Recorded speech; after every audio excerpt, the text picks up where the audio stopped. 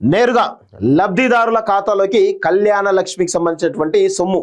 అంటే ఇప్పటి వరకు దాన్ని ఒక పబ్లిసిటీ స్టంట్ లాగా చేసిరు. గత బీఆర్ఎస్ ప్రభుత్వం కావచ్చు, మొన్నటి వరకు అంటే ఈ ప్రభుత్వంలో కూడా మొన్నటి వరకు కూడా కళ్యాణ లక్ష్మి పథకం రాగానే, ఆ చెక్కులు రాగానే వాళ్ళందరి ఫ్యామిలీ అందరూ పిలిచి, ఇప్పుడు ఈరోజు పెళ్ళైతే నెక్స్ట్ ఇయర్ వస్తుంది డబ్బులు. సో అప్పటి వరకు కూడా ఆ చెక్కులు వచ్చిన తర్వాత, వాళ్ళ పిల్లలు పుట్టిన తర్వాత చెక్కులు ఇచ్చినటువంటి సందర్భాలు ఉన్నాయి. అంటే పిల్లలు పుట్టిన తర్వాత వాళ్ళు పోయి చెక్కులు తీసుకునే సందర్భాలు ఉన్నాయి. ఆ విధంగా తాత్సారం అయిపోయింది. సో ఇప్పుడు రాష్ట్ర ప్రభుత్వం ఏమనుకుంటుంది, నేరుగా వాళ్ళ ఖాతాల్లోకే డబ్బులు వేయాలి అని చెప్పేసి చాలా స్పష్టంగా నిర్ణయం తీసుకున్నట్టుగా తెలుస్తూ ఉంది. చెక్కులు ఇచ్చే విధానానికి చెక్ పెట్టే యోచనలో సర్కారు. సో ఇకపై వేగంగా ప్రక్రియ పూర్తయ్యేలా ప్రత్యేక పోర్టల్, ఉన్నత స్థాయిలో సమీక్ష, ఆర్థిక శాఖకు ఫైల్, ఇంకా కళ్యాణ మస్తుగా మారని కళ్యాణ లక్ష్మి అంటూ చూస్తా ఉన్నాం. సో దీని గురించి కొంత డీటెయిల్గా మనం చదువుదాం. సో ఎందుకంటే ఇది 100% చాలా మందికి తెలియాల్సినటువంటి అంశం ఇది. సో రాష్ట్ర ప్రభుత్వం ప్రతిష్టాత్మకంగా అమలు చేస్తున్నటువంటి కళ్యాణ లక్ష్మి, షాదీ ముబారక్ పథకాల అమల్లో కీలక మార్పులు చోటు చేసుకున్నాయి. ఆడపిల్లల పెళ్లికి ఆసరాగా నిలిచేందుకు ప్రభుత్వం నిర్దేశిస్తున్నటువంటి 1,116 సొమ్మును నేరుగా లబ్ధిదారుల ఖాతాలో జమ చేసేలా కసరత్తు జరుగుతుంది. అంతేకాదు ఈ పథక ప్రక్రియను వేగంగా పూర్తి చేసేందుకు వీలుగా ప్రత్యేకంగా ఒక పోర్టల్ తీసుకొచ్చేందుకు కూడా ప్రభుత్వం సిద్ధమవుతుంది. తనతో వివాహమయ్యాక వీలైనంత త్వరలోనే లబ్ధిదారులకు సొమ్ము అందేందుకు వీలు కలుగుతుంది. సుదీర్ఘ ప్రక్రియ, అనవసరపు జాప్యం.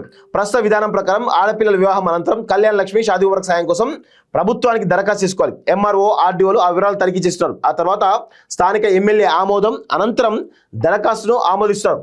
దరఖాస్తుదారు ఎవరైతే ఉన్నారో దరఖాస్తుదారులకు చెక్ల రూపంలో సాయాన్ని అందిస్తున్నారు. కానీ ఎంఆర్ఓ, ఆర్డీఓ స్థాయిలో వెరిఫికేషన్ ప్రక్రియలో తీవ్ర ఆలస్యం జరుగుతుంది. ఒక్కోసారి ఏడాదికి పైగా దరఖాస్తులు పెండింగ్లో ఉంటున్నాయి. ఖమ్మం జిల్లా వైరా నియోజకవర్గం చెందినటువంటి గోపి 2025 ఏప్రిల్ 19 తన భార్య పేరు మీద కళ్యాణ లక్ష్మి సాయం కోసం దరఖాస్తు చేసుకున్నాడు. ఇంకా పెండింగ్లోనే ఉంది. అధికారులను ఎన్నిసార్లు కలిసినా ప్రయోజనం లేదని, ఎమ్మెల్యే సంతకం పూర్తయి ఆర్డీఓ సంతకం పెండింగ్లో ఉన్నట్టు ఆన్లైన్లో చూపిస్తుందని గోపి పేర్కొన్నారు. ఇక ఖమ్మంలోని శ్రీనివాసనగర్కు చెందినటువంటి ఓ జంట 2026 జనవరిలో దరఖాస్తు చేసుకోగా ఇప్పటి వరకు దరఖాస్తు ఎంఆర్ఓ కార్యాలయం దాటి ముందుకు వెళ్ళలేదు.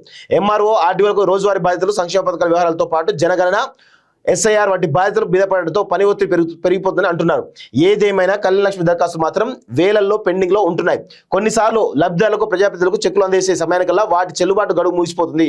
ఈ కారణంగానే ఇటీవల ఓ మంత్రి అందించిన చెక్కు గడువు ముగిసిపోయి ఉండడం గమనార్హం. ఈ నేపథ్యంలోనే చెక్కుల విధానానికి స్వస్తి పలికి లబ్ధిదారుల ఖాతాల్లోనే నేరుగా సాయాన్ని జమ చేయాలని డీబీటీ ప్రభుత్వం భావిస్తున్నట్టు విశ్వసనీయంగా తెలిసింది అంటూ చూస్తా ఉన్నాం. సో వీటికి సంబంధించి దీన్ని కళ్యాణ మస్తుగా మారుస్తామని చెప్పినారు. కానీ మార్చకుండా అట్లనే ఉంచినట్ట. మరి మారుస్తారేమో చూడాల్సిన అవసరం అయితే ఉంది. ఎందుకు మార్చాలి?